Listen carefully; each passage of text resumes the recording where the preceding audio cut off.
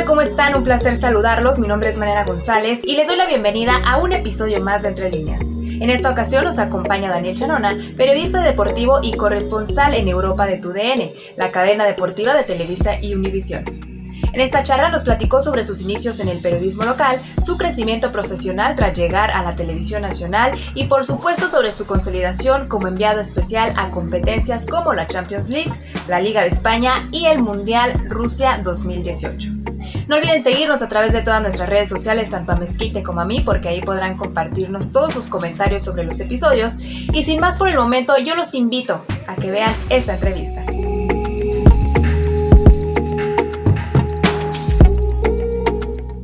Hola, ¿qué tal? ¿Cómo están? Bienvenidos a otro capítulo más de la segunda temporada de Entre Líneas. Mi nombre es Mariana González y como siempre, como en cada episodio, les traigo un invitado muy especial. ¿Y qué les cuento, no? Periodista, conductor de TUDN, ha tenido la oportunidad de entrevistar a grandes figuras del deporte. Pero bueno, sin más preámbulos, Daniel, te damos la bienvenida. ¿Cómo estás? Hola Mariana, qué gusto estar con ustedes. Bien, muy bien, muchas gracias. Contento de que me hayan invitado a esta plática y a ver qué sale.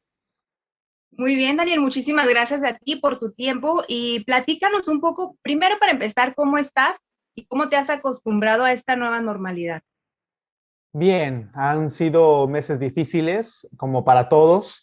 El año anterior fue muy complicado, incluso en lo personal, pero una vez adaptado a la nueva normalidad, no queda de otra, ¿sabes? Más que adoptar los protocolos que han puesto en marcha aquí en España, los que han puesto localmente en México. Tuve la oportunidad de estar confinado en México y digo la oportunidad porque no me hubiese imaginado haber estado 2 meses solo, encerrado aquí en Madrid. Fue un gesto también de la empresa el cuidarme durante esa etapa y pude estar con la familia y creo que hoy más que siempre el apoyo de la familia es importante ante estos momentos de incertidumbre y a invitar a que la gente se siga cuidando, que nos sigamos cuidando porque esto todavía no está ni mucho menos resuelto, ¿no? Piano, piano. Sí, claro. Ahorita nos platicabas que estabas en Madrid, ¿verdad? Por ahí ya son tardes, aquí apenas estamos amaneciendo. Bueno, por la temporalidad de esta entrevista, yo creo que queda igual en la parte del mundo en la que estemos, pero sí, yo estoy en la corresponsalía de TUDN y bueno, está la base aquí en Madrid. Perfecto. Bueno, yo ya di una pequeña introducción acerca de lo que te dedicas, para qué medio de comunicación estás trabajando, pero me gustaría que te presentaras ante el público, que nos contaras un poco sobre quién es Daniel, de dónde eres y sobre todo, cómo fue ese entorno familiar donde creciste y que claro, pues me imagino que fue el que también te impulsó y te apoyó para que ahora te estés dedicando al periodismo deportivo. Sin duda, Mariana. Yo empecé en los medios de comunicación locales a los 12 años en Chiapas, por entonces en el canal Megacable, que incluso en Torreón creo que se llegaba a ver. Participé en algún programa que se llamaba La Pica, incluso en Megacable, Megacanal en Torreón, y a la par colaboraba en otro nivel local. Muy contento durante esa etapa en la que estuve pues toda mi adolescencia hasta entrar en la universidad, al tiempo de compaginar también con trabajos en radio y en prensa local. Escribí para la Organización Editorial Mexicana, la OEM, estaba el diario Esto en Chiapas y era uno de los corresponsales cubriendo sobre todo a Jaguares, que en ese momento aún vivía. Hoy nos invade la nostalgia de la desaparición del Jaguar. Echo de menos en parte ir al Víctor Manuel Reina porque ahí es donde me crié periodísticamente durante esa etapa y lo disfruté muchísimo, compaginaba la escuela con alguna clase extracurricular y con el trabajo. Todos estos esfuerzos pues fueron sumando. A veces los viernes, cuando tocaba uno de los programas en tele, solamente tenías tiempo para atender las necesidades laborales, terminabas tipo 11 de la noche, no te quedaban ni siquiera ganas de ir a la fiesta con los amigos de la prepa, pero es parte de hacer ese tipo de esfuerzos en algo que siempre me ha apasionado, que más allá del fútbol que me encanta, el comunicar es lo que me ha apasionado siempre, el periodismo me encanta, es una de mis pasiones y por eso estudié Ciencias de la Comunicación.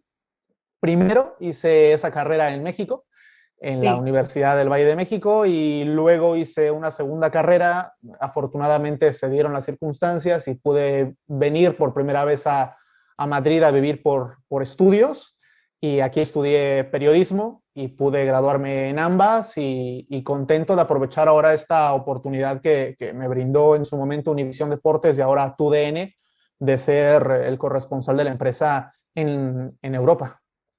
Perfecto, me llama mucho la atención que comentas que iniciaste desde los 12 años. ¿Qué tan importante fue el apoyo de tu familia y cómo era Daniel de niño? Es decir, desde pequeño ya más o menos te dabas una idea de que querías dedicarte al periodismo deportivo. Sin duda, sin duda. Hay una fotografía que tiene mi mamá donde yo estoy con la manija de la puerta sujetándola como si tuviera, ¿qué edad tendría? Unos 4 años menos. Y la estoy agarrando, intentando agarrarla como si fuera un micrófono, porque ese era mi micrófono y yo lo relacionaba como si fuera un pedestal, la puerta, la manija, tal. Y yo era de los que con 5, 6, 7 años, incluso estando en la primaria, ¿no? Con 8, 10, jugaba a montar mi estudio de radio en la casa, ponía la mesa, un par de grabadoras, me tocaron también los cassettes, así que estoy un poco abuelo también, y luego los CDs, y era jugar a ponerle play a las canciones y hablarle a la gente bonita que me escuchaba.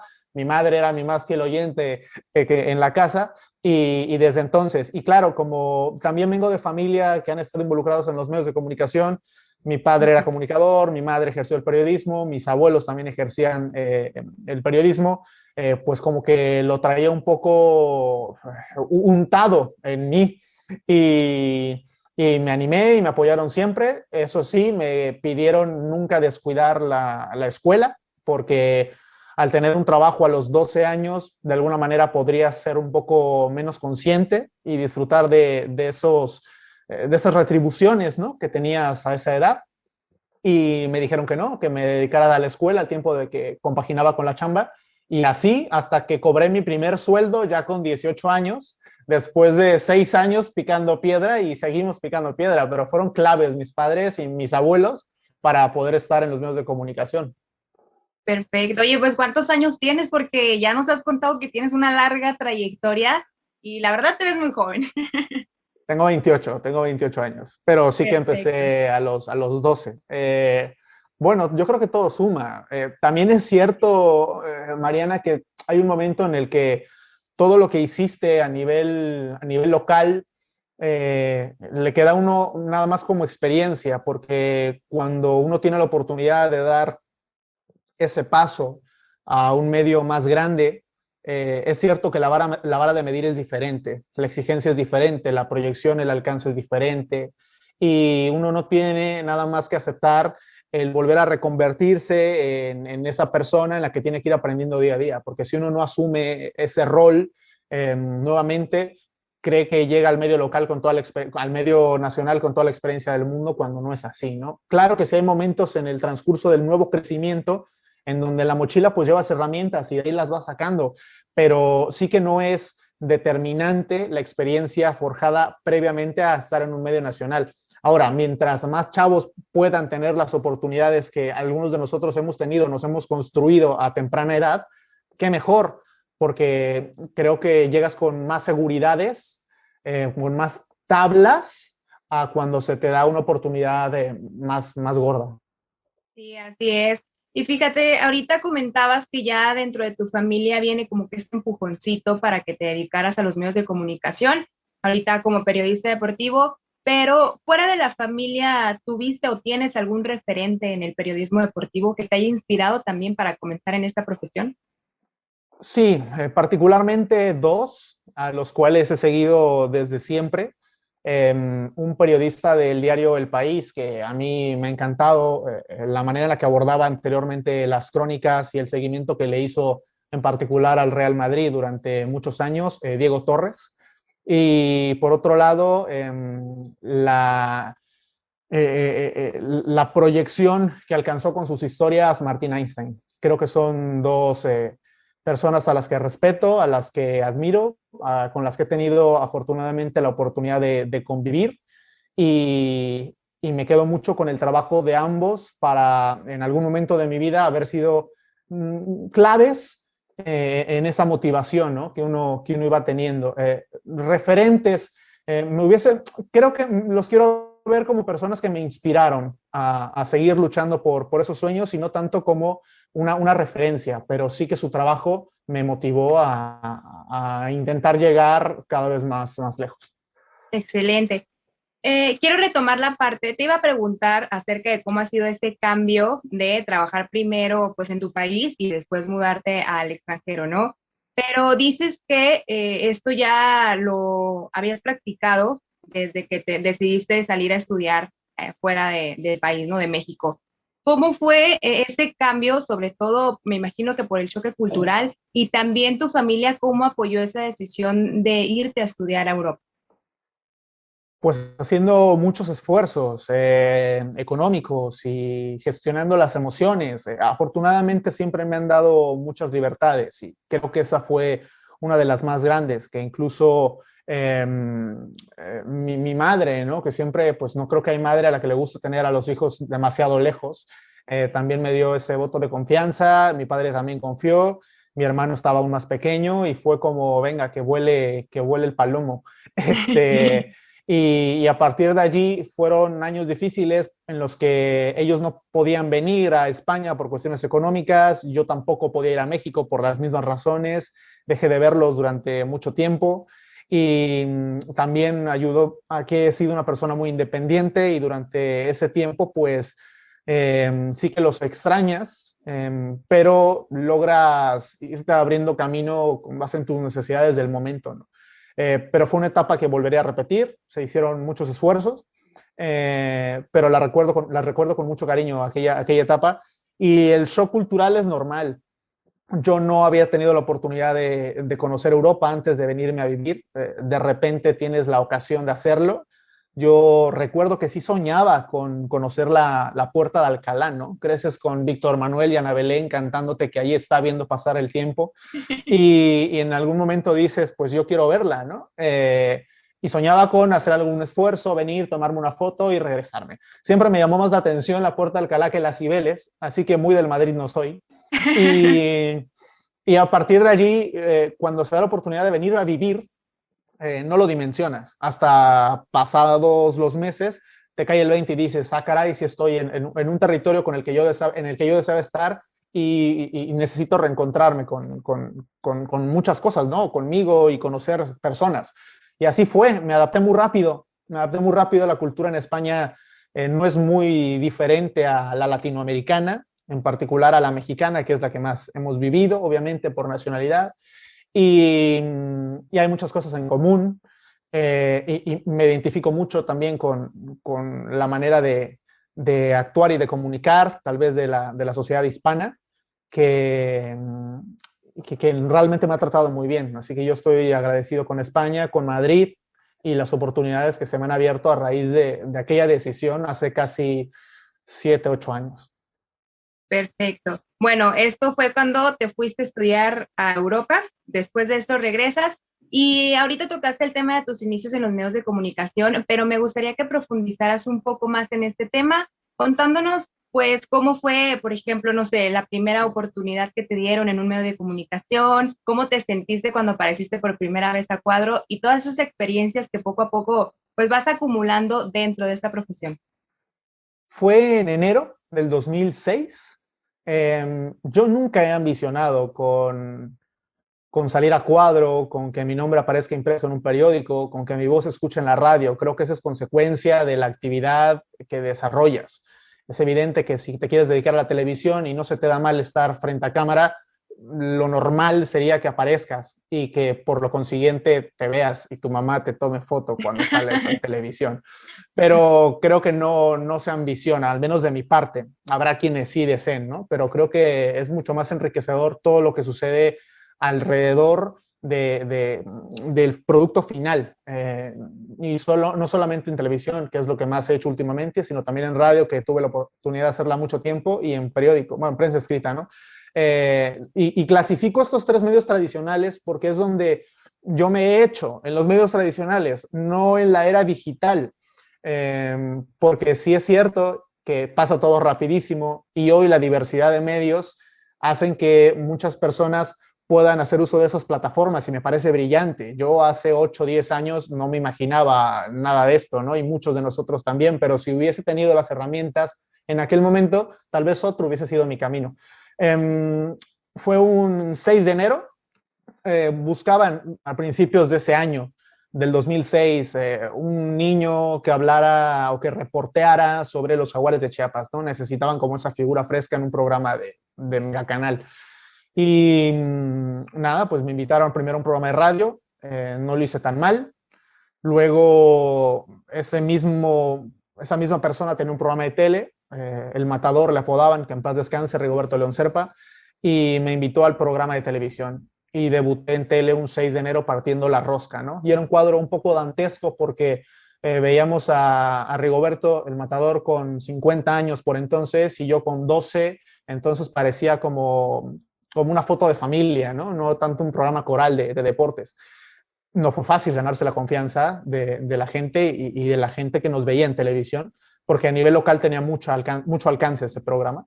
De hecho, hubo en algún momento en el que, para poner en contexto, ¿no? Hace años en México había una serie de marionetas donde salía una marioneta que era una persona mayor, Don Neto, y otra que era como un niño que se llamaba Titino. Y alguna vez en el medio local ironizaron con que yo era el Titino de el Matador, ¿no? Y no era fácil cargar con esos prejuicios, pero es normal, en ese momento te puede joder un poquito, pero tú estás jugando a hacer televisión. Ya con 15 te lo tomas como con mayor responsabilidad y hasta la fecha. Pero bueno, así fueron los inicios en 2006. Perfecto. Y ya después de ahí, ¿a dónde diste el salto? Pues estuve en Corporación Radio Núcleo en Chiapas, con un programa de radio que se llamaba Qué Golazo, lo recuerdo también con mucho cariño. En Megacanal tuve chance de hacer 2 programas, era Deportes con Garra, Domingol, y luego presentar las noticias de deportes en Mega Noticias. Y para la Organización Editorial Mexicana, escribiendo para el Heraldo de Chiapas y para el Esto, y también en su región, en su edición local, que era el Esto de Chiapas. Y luego en el Inter pasé por varios periódicos también escribiendo alguna columna local.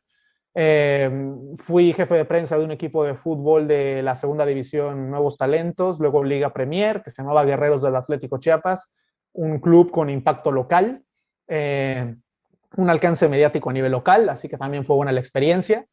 Y de repente dije, bueno, parece que he tenido la suerte de tocar todos los palos a nivel local, no sé qué más puedo hacer, y tengo 18 años, ¿no? Y se da la oportunidad de terminar la carrera en el extranjero y empezar otra, y ahí es cuando tomo la decisión de dejar todo eso a un lado para apostarle mis canicas a otro proyecto, y fue llegar a España como estudiante, pero también con el apoyo de la OEM y del ESTO, porque aunque no me pagaban, querían que yo siguiera escribiendo para ellos, naturalmente, porque la colaboración era, yo te escribo desde aquí, tú públicame como corresponsal, ¿no?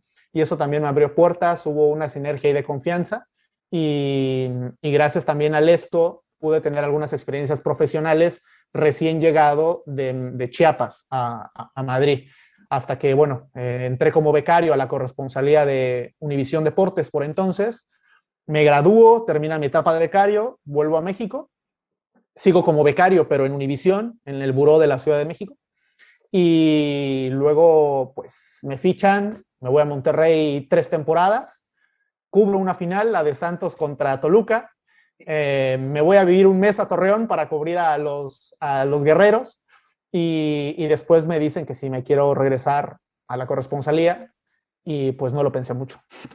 Sí, claro. Cómo fue esa etapa de vivir aquí en Torreón? Nosotros estamos en Torreón, Coahuila, así que puedes platicarnos cómo fue esta etapa en la que dijiste que un mes, ¿verdad? Sí, El tiempo que habías estado aquí en la laguna. Un mes porque eliminaron en aquella temporada a Tigres y a Rayados, yo cubría a los dos, los echaron en cuartos de final y, y claro, lo que quedaba más cerca y el candidato más fuerte a llegar a una hipotética final era Santos. Entonces me fui, fueron 3 semanas y media, a Torreón porque todavía me toca a partir de cuartos, yo ya estaba cubriendo a Santos y hasta la final que se jugó en el Nemesio 10, la vuelta, la vi y me hospedaron en un hotel que está en un centro comercial, como a 10 minutos del estadio en coche. Y, y ahí estuve. Mucho calor, porque pues era temporada, era temporada caliente, era el torneo de verano, si no me recuerdo del torneo de clausura, y un calor infernal, pero se trabajaba muy a gusto. O sea, la gente en Torreón pues era muy amable, muy cálida, nunca mejor dicho, por la temporada del año. Y el equipo, que es uno de los equipos más profesionales que pudo haber en la Liga Mexicana, ¿no? El Departamento de Comunicación de Santos es excepcional. Aldo hace un trabajo increíble y toda la gente que lo rodea. Y muy bien, se trabajó muy bien y disfruté mucho de Torreón y su comida y las marisquerías que nos recomendaban y las carnes que nos hacían comer y todo muy bien. Las gorditas, todo. Todo espectacular, sí. Bueno, pues me da mucho gusto que te la hayas pasado muy bien aquí en Torreón, en esta etapa en la que te tocó cubrir a Santos, que por cierto fue una muy buena final. Y bueno, ahorita comentas que cubriste a equipos mexicanos como Monterrey, como Tigres, Santos Laguna, y ya después, o mejor dicho, en estos momentos, te ha tocado cubrir partidos de grandes equipos de la liga, incluso también en tus redes sociales nos compartes partidos de Champions delante o enfrente de grandes figuras. ¿Cuál es esa diferencia entre las diferentes ligas que tú nos podrías decir, bueno, está muy marcado esto, en esta parte obviamente pues son muy diferentes, etcétera? Y también, ¿qué es la mejor, cuál es la mejor entrevista que le has realizado a un personaje del mundo deportivo? Te respondo a la última primero y se me ocurren dos. Una fue a Pep Guardiola cuando lo eliminó el Tottenham en unos cuartos de final de la Champions hace ya casi 3 años. Fue curioso, no teníamos en mente entrevistar a Guardiola, aunque somos un medio TUDN para Estados Unidos que tiene los derechos de transmisión. En aquella noche no había indicios de poder hablar con Guardiola, sobre todo habiendo sí, tras haber perdido. Sí. Y después de hacer las entrevistas de rigor, que era con el goleador de ese momento, Marco Llorente, con el técnico de moda, Mauricio Pochettino, que dirigía el Tottenham, de repente se da la oportunidad en un pequeño espacio de gestionar la entrevista con Guardiola, ni siquiera nosotros la esperábamos y se dio. Aprovechamos la ocasión, también un poco de colmillo y salió Guardiola en vivo para Misión Europa de TUDN. Y otra fue con Guillermo Ochoa. Creo que fue una de las mejores entrevistas que nos ha concedido una personalidad. Ochoa iba a regresar a México, hizo una escala en Málaga y tuvimos la ocasión de entrevistarlo. Ochoa estaba siendo duramente criticado porque para muchos significaba dar un paso atrás en su carrera en el fútbol europeo, es regresar al América, juzgado con diferentes varas de medir por haber jugado en los equipos de perfil bajo en los que estuvo, sin tener en consideración muchos elementos que mantuvieron a Ochoa durante 8 años jugando en Europa, sin pasaporte comunitario, en la posición de portero. Solamente un crack en la portería como él pudo haberse mantenido tanto tiempo, entre otros factores. Y yo no quería exponer a Ochoa ni exponerme, y pensé mucho en las preguntas. Y me acuerdo que iba yo en el avión de Madrid a Málaga haciendo la lista de preguntas porque quería que usar los verbos correctos. Y creo que fue un buen producto y creo que ambas partes cumplimos con el objetivo, ¿no? Uno hacer la entrevista y el otro responder sin ser juzgado, ¿no? Yo no era fiscal de nadie y estuvo bien. Ahora, ya sin alargarme más con esto, la más grande diferencia es que las grandes ligas en Europa tienen una gestión uniforme de derechos audiovisuales, así que es una liga uniforme, hay un protocolo mejor o peor, pero uniforme. Esto no sucede en México todavía son los clubes los que venden sus derechos a las cadenas de televisión y dependiendo de la cadena de televisión, la gestionan y dependiendo la cadena de televisión, el trato que tienen de la imagen de la liga. Ojo, no estoy hablando de cómo hablan de la liga, sino de la imagen como producto audiovisual. Y eso no pasa aquí en Europa, ni con UEFA, ni con, bueno, en FIFA ni mucho menos, pero estamos hablando de UEFA, ni con la Liga Española, ni con la Bundesliga, ni con la Serie A. Entonces creo que por ahí van las cosas. Yo creo que a cuestión de imagen vendría muy bien en México esa unificación para poder distribuirla bien y manejar protocolos comunes desde la liga y desde el gestor de los derechos audiovisuales de la propia Liga MX, que desafortunadamente no es vista, no porque sea mala, al contrario, ¿no? Aquí en España saben de la importancia de determinados jugadores y de la proyección de la liga, pero los horarios están muy mal, tocan de madrugada, y como no hay una venta unificada de derechos, pues no hay por dónde verlo. Pero bueno, así es esto. Sí, claro. Quiero retomar la parte de las entrevistas y que dices, bueno, iba haciendo las preguntas para saber exactamente cómo y qué preguntarle a Memo Ochoa. ¿Nos podrías contar un poco cómo te preparas para hacer una entrevista, para hacer también tus reportajes, que son los que hemos visto en la televisión y demás, ¿no? ¿Cómo es esa preparación previa a realizar este tipo de trabajo? Son dos de las cosas que más me gusta de la profesión, ¿no? Más me gustan de la profesión, las entrevistas y las crónicas. Primero las entrevistas, dependiendo del personaje, uno trata de ver el tono en el que va a abordar la entrevista, porque uno afortunadamente ha tenido experiencias con diferentes personalidades de manera reiterada. Por ejemplo, el Cholo, Klopp, Zidane, y técnicos o jugadores en el entorno europeo, y sabes más o menos por dónde pueden ir los tiros en cada entrevista, ¿no? Si han perdido, cómo reaccionan, si han ganado, cuál es el mood con el que salen a hablar. Y a partir de ahí uno tiene que gestionar eso, porque tampoco uno va como te decía hace rato, ¿no? De fiscal o de garante de la verdad, ¿no? Entonces uno también tiene que pararse ante ellos con cierta humildad, saber hasta dónde puedes pinchar, hasta dónde no, porque finalmente te los vas a volver a encontrar y esto es cíclico y formamos parte del negocio del entretenimiento audiovisual. Hay que tenerlo muy claro, ¿no? Y partiendo de allí, sabes cuándo hacer preguntas un poco más duras o cuándo ceder ante respuestas vagas. Tampoco es cuestión de pelearse con ellos Claro. si no lo ameritan, ¿no? Entonces, bueno, partiendo de allí, también depende mucho de la situación del partido.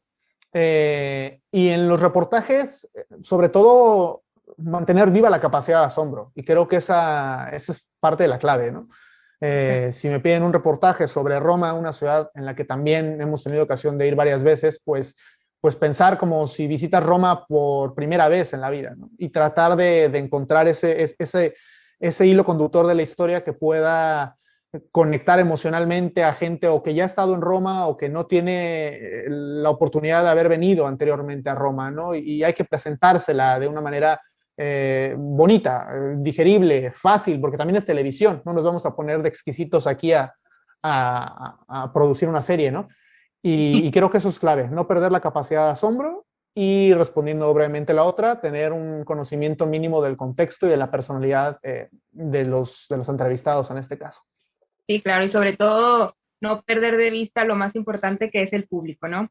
Dentro de ese mismo tema, Daniel, me gustaría que me platicaras qué ha sido lo más difícil que te ha tocado realizar dentro de esta profesión. Yo creo que el encontrarnos, Juan Lorenzana y yo, Juan es mi compañero de fórmula en esta corresponsalía, un crack, un genio. Sin él creo que nada saldría.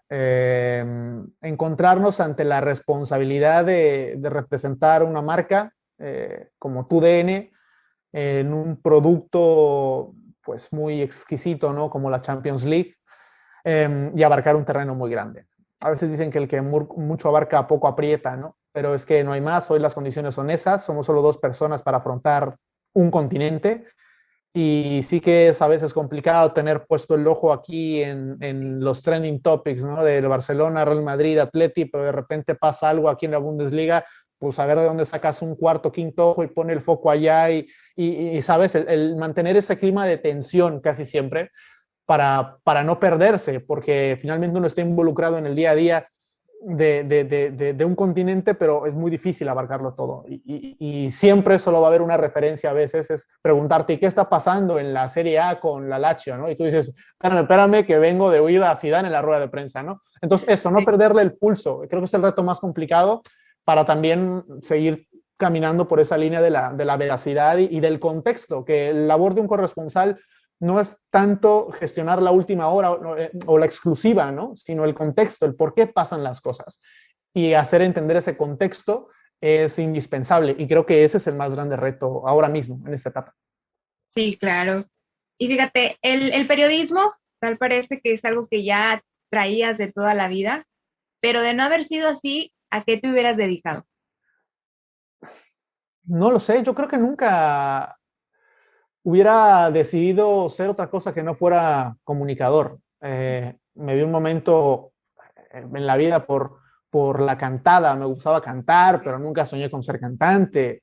Me gustaba tocar los instrumentos, pero nunca soñé con ser músico. Jugué al fútbol, pero nunca quise ser futbolista. O sea, no hago el periodismo deportivo por ser un futbolista frustrado, ¿no? Para nada, ¿no?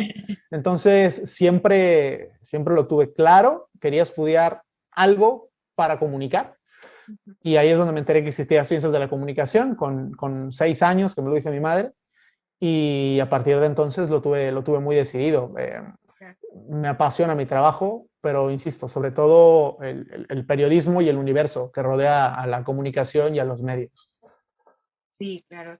Y tal pareciera que todo el día estás metido en tu trabajo, en tu profesión, pero ¿qué es lo que más te gusta hacer o cuál es tu pasatiempo favorito cuando dices, bueno, es momento de dejar un ratito a un lado el trabajo y hacer esto?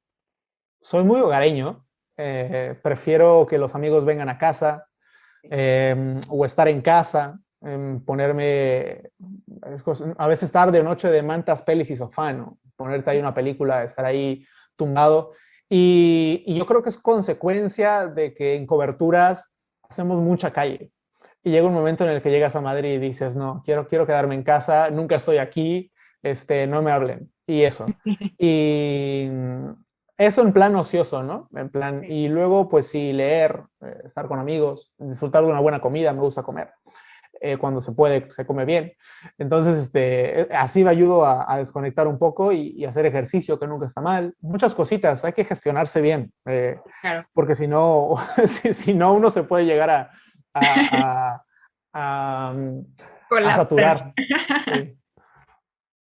Perfecto. ¿Cuáles son tus autores favoritos, Daniel? Cuéntanos Me un poco gusta, sobre eso. sí, me gusta mucho José Saramago, Las intermitencias de la muerte, es un libro que me encanta. Me gusta mucho la novela de Carlos Ruiz Zafón, es un escritor catalán que falleció hace poco, y la saga de sus libros de La sombra del viento. Luego me gusta mucho Martín Caparrós y sus libros de crónicas. Estoy leyendo últimamente un libro de Barack Obama que me ha sorprendido como autor. No, ideas políticas aparte, me parece fantástica la manera en la que está escrito ese libro. Y bueno, yo creo que serían como a los que más he leído, ¿no? Y podría ir de sobrado y mencionarte otras cosas, pero sería mentirte. Ahora mismo son los autores que más enseguidilla he leído y que los tengo más presentes. ¿Hay un género en específico o te gusta leer de todo? No, me gusta la novela, eh, pero sobre todo esa novela mágica, ¿no? Que no tiene nada que ver con el realismo mágico. Sí.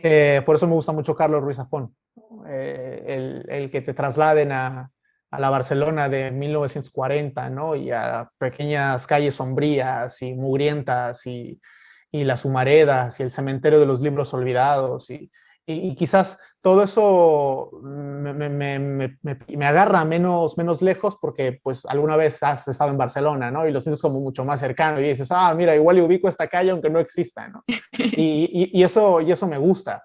Y luego leo mucha prensa y las crónicas. O sea, las crónicas de José Sámano en El País, si son de deportes, si no las han leído, léanlas. De Ramón Besa, son fantásticas. Soy muy de crónicas, insisto, de Caparrós, tiene libros muy buenos. Últimamente tiene una recopilación de crónicas que yo no sabía de su existencia, lo acabo de comprar y estoy enganchado. La crónica también. Perfecto. Y bueno, ya ahorita que nos platicas un poco sobre tus gustos, me gustaría que me dijeras cuál es ese punto clave para encontrar el equilibrio, como lo comentaba hace un rato, entre la vida profesional y la vida personal. La paciencia, me encanta tu pregunta, Mariana, me encanta porque creo que la paciencia podría responder eso a bote pronto. Es algo que, al menos en mi caso, siempre, desde los 12 años, he estado buscando, ¿no? porque hubo un tiempo en el que me descompensé mucho, ¿no? Le dediqué mucho de mi vida al trabajo y no descuidé, pero no procuré tanto mi vida personal como me hubiese gustado, ¿no? No me arrepiento de nada, son los esfuerzos de los que hablábamos al principio, pero creo que eso, el saber que todo llega y ese punto de paciencia necesario para no apresurar los tiempos, ni profesionales, ni personales, y creo que eso te das cuenta cuando tienes esa sensación de felicidad, ¿no? Cuando Sí, estás claro. feliz, cuando estás contento, cuando tienes esa estabilidad mental, es cuando crees tú encontrar ese equilibrio emocional, que es bien difícil. Se puede tener 2 semanas, perderlo 2 meses, recuperarlo una semana, perderlo otro. No es algo que esté siempre, ¿no? Y conocerse, una vez que uno se conoce, sabe cómo se gestiona. Pero claro, paciencia es la palabra. Sí, y sobre todo si lo ponemos de ejemplo con algo que nos platicaste, podría decir, por ejemplo, decías tú, llegó un momento en el que lo local decías, bueno, ya lo domino, tal vez ya he cubierto ciertas cosas que me dan esa experiencia, ahora qué, ¿no? Entonces, en este tipo de preguntas durante la carrera, durante la vida, es muy importante tener esa paciencia y esa perseverancia también para seguir insistiendo y tocando puertas, ¿no? ¿Qué es lo que... Dime. No, sí, te iba a decir que tal cual. Yo creo que hay 3 cosas, ¿no? Sí, Constancia, claro. disciplina y determinación. Sí. Y si uno logra encontrar esas 3 y sigue tocando puertas, puede llegar a uno tan alto como quiera. Perfecto. Ahí ya nos adelantaste un consejo porque precisamente te iba a decir qué consejo le das a las nuevas generaciones que están intentando o comenzando, mejor dicho, en el periodismo deportivo, en el periodismo en general. Que digan, primero que sean conscientes y a ver, yo no soy quien como para dar un consejo, y no voy de falsa modestia, ¿no? Pero sí creo que primero tienen que ser conscientes si aman o no lo que hacen. Sí, claro. Y si es muy legítimo estudiar periodismo o comunicación con el objetivo que quieran tener, es muy legítimo, pero hay que amar a la profesión porque a veces no te pagan por salir en televisión o por imprimir tu nombre en un periódico, ¿no? Te pagan por las esperas, te pagan por los noes, que son muchos, te pagan por las frustraciones, te pagan por que te caiga la lluvia en mitad de una cobertura, te pagan por todo eso que no se ve. Y todo eso no se soporta si uno no ama lo que hace. Hay una frase muy cortita del Borussia Dortmund que no tiene mayor ciencia, pero en eso se basa su filosofía, que se llama Echte Liebe, que en alemán quiere decir amor verdadero. Y yo creo que es fundamental de la vida, ¿no? Uno tiene que sentir ese amor verdadero por un amigo, por tu pareja, por tu trabajo, porque si no sientes ese amor, no es clave. Y si no amas la profesión, no vas a tener tampoco esa confianza, esa seguridad, ese equilibrio para poder afrontar ese reto y muchos otros, porque este es un camino como un maratón, ¿no? De largo alcance. No valen los sprints porque es una carrera muy, muy larga y hay que disfrutar de todo el proceso. Y que digan que sí a la mayoría de las cosas, que digan que sí a las primeras cosas que puedan tener enfrente, que no tengan miedo a aventurarse y, repito, tener constancia, disciplina, determinación, porque sin esos 3 elementos en la vida, creo que va a ser mucho más empinada la cuesta y que disfruten, nada más. Disfrutar. Perfecto. Pues muchísimas gracias, Daniel, por tu tiempo, por habernos compartido sobre tu experiencia y también por el consejo que acabas de brindarnos a todos, a los que estamos empezando en el medio. Y pues nada, ¿no? Esperemos que sigas teniendo éxitos, que te siga yendo de la mejor manera y también esperamos tenerte más adelante en otro programa del Pelín. Claro que sí, Mariana. Muchas gracias a ustedes por la oportunidad, por abrirme este espacio y yo encantado de poder estar hablando de lo que haga falta con ustedes. Gracias. Gracias, Daniel. Y bueno, nosotros nos despedimos y nos vemos en el siguiente capítulo del Pelín.